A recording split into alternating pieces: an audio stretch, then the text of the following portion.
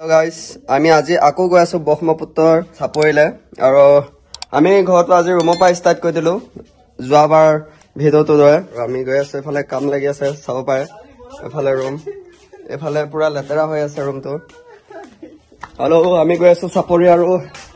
চাপৰিলৈ যাম যিহেতু দা এখন হাতত লাগিবই সেইটো কাৰণে আমি মই দা এখন নিবলৈ আহিলো ঘৰলৈ এফালে পাকঘৰ আমাৰ পাকঘৰটো অলপ লেতেৰা হৈ আছে কি ক'ব এখন দা লৈ লওঁ দাখন লৈ পাকঘৰ এতিয়া ঘৰ বনাই আছে কাৰণে অলপমান লেতেৰা হৈ আছে যিহেতু সেইটো কাৰণে আমি যাম এতিয়া ক'ত যাওঁ কি কৰোঁ আপোনালোকে চাই থাকিব ভিডিঅ'টো স্কিপ নকৰিব সেইফালেকে চাই থাকিব আৰু ভাল পালে নিশ্চয় লাইক এটা মাৰি দিব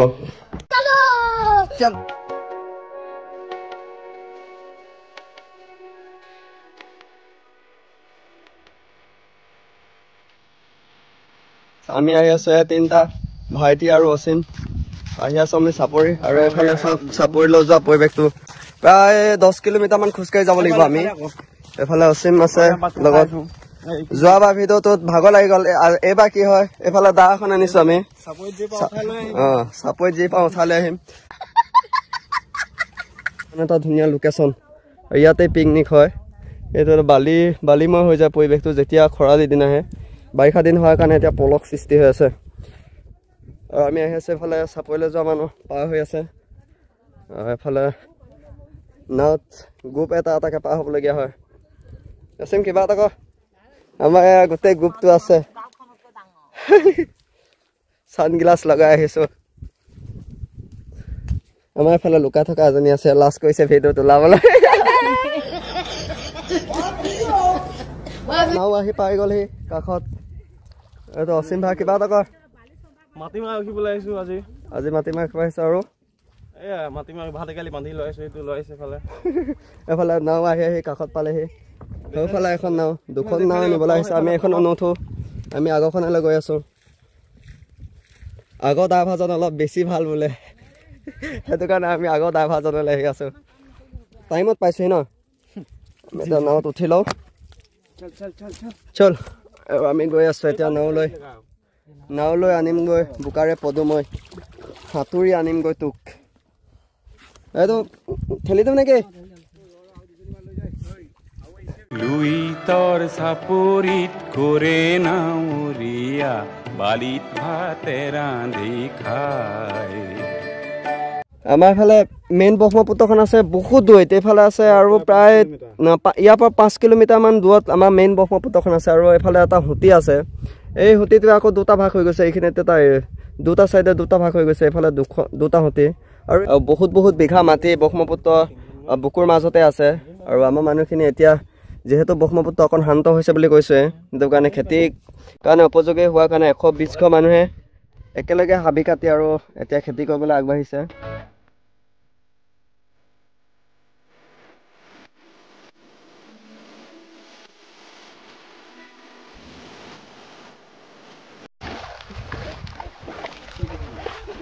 আহি পালোহি আমি পাৰত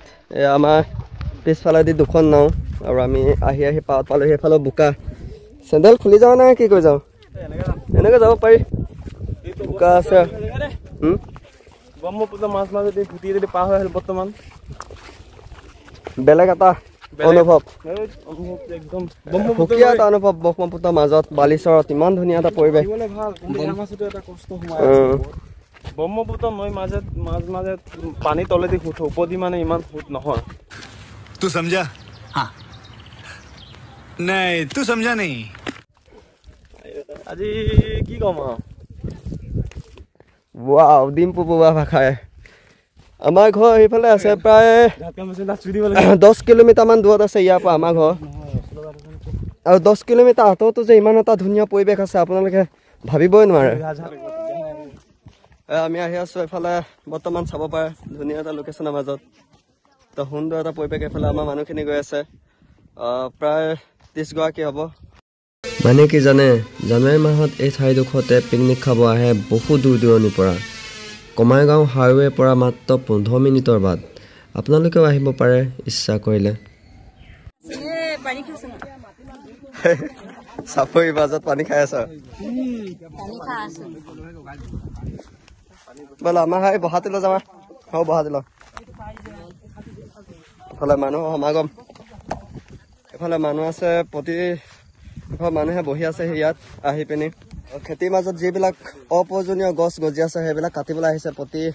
ঘৰ মানুহে হাতত এখন এখন গৈ দা লৈ পিনি আৰু আমি মাটিমাহ দেখাই দিছোঁ কিমান এটা মাটিমাহ জাপ মাটিমাহ ডাঙৰ হৈছে আৰু প্ৰায় 2-3 মাহৰ পিছত ইয়াক কাটিব পৰা হৈ যাব লাগিব গুটি ধৰিব আৰু কাটিব পৰা হ'ব প্ৰায় 200 বিঘা মাটিমাহ ইয়াত খেতি কৰি আছে 120 ঘৰ মানুহে চকুৱে মনিব নোৱাৰালৈকে ইয়াৰ পৰা পুৰা এইখিনিলৈকে তাত বহুত দূৰলৈকে মাটিমাহ খেতি প্ৰায় আৰু ইয়াৰ হাবি কাটিব আহিছে আজি আমাৰ কিবা ক'ব নেকি আজি 120 ঘৰ মানুহে খেতি কৰি পিনি আজি কি কৰিবলৈ আহিছে চাপৰিত আজি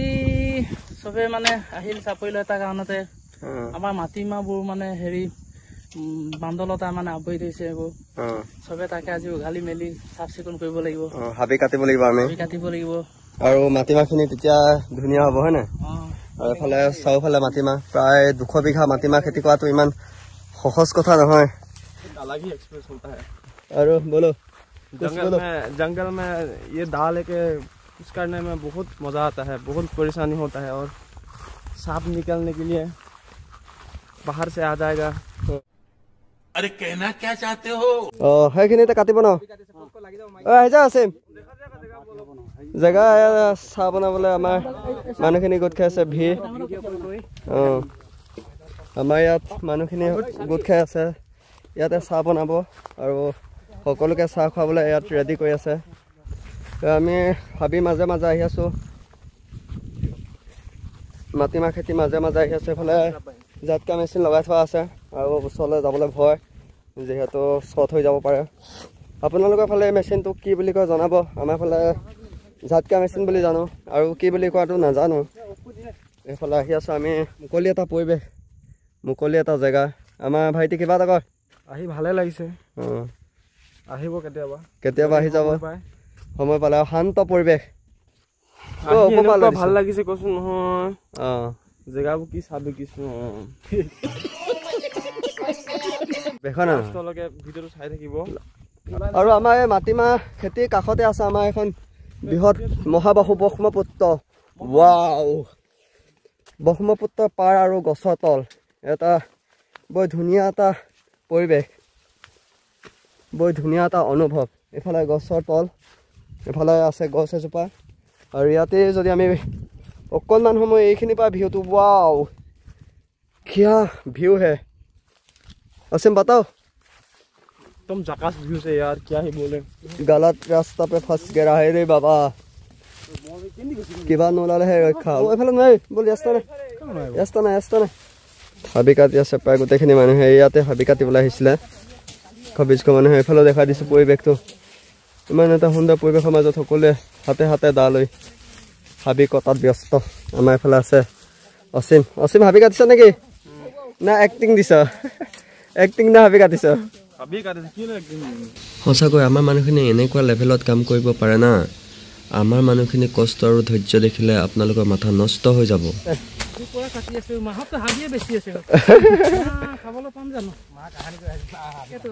মাটিমাহত মান্দলতা বেছিয়ে আছে ঢেকীয়া এইবোৰ কি কলে পানী ঢেকীয়া সব আছে চিঙি আছে এইখিনি বস্তু আমাৰ বেছি থাকিলে মাটিমাহখিনি মানে হেৰি নহয় কিন্তু আমি এইখিনি কেলে আহিছোঁ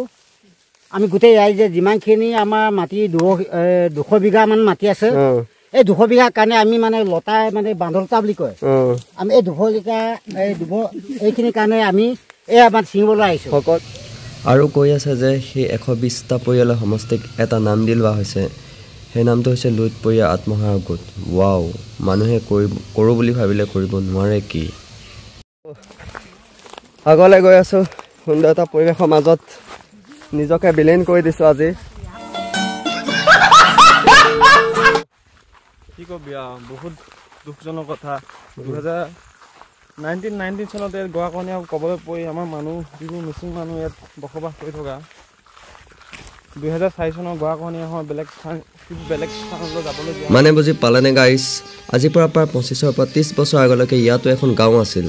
এই নদীখন ইয়াৰ পৰা প্ৰায় 5 পৰা 6 কিলোমিটাৰমান আঁতৰত আছিল পিছত নদীখনে এনেকুৱা লেভেলত গোৱা খুৱাবলৈ আৰম্ভ কৰি দিলে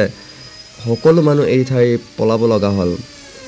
সেয়া আৰু কি ক'বা দুখৰ কথা, এদিন ভালকৈ বুজাই ক'ম। আজিলৈ ইমানেই। পুনৰ অন্য এটি ভিডিঅ'ৰ সৈতে লগ পোৱাৰ আশাৰে মই প্ৰণৱে আপোনালোকলৈ ধন্যবাদ জনাই আজিলৈ সামৰিলোঁ। Bye bye.